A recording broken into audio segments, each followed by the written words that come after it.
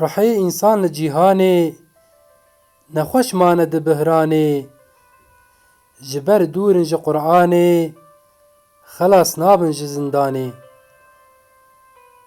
Ketin nêv mewcê deryayê, ketin ber bahoz û bayê. Hewara wan ve kes nayê, bêhêvî man li dinyayê.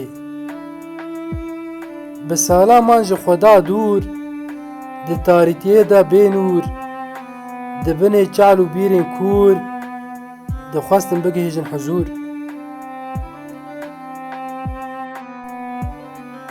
Hewa û nefs di her anê, kirin armanc di jiyanê. Riya batil û tuğyanê, meşandin tim li cîhanê.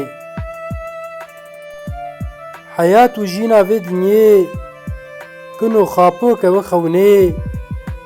Kesê baqil be vê dibînê, li ser konê xwe nadeynê. Xelasiya me însana, ji tevê zulm û bihrana. Bi Xwedayê gelî cana, di her zeman û dewrana.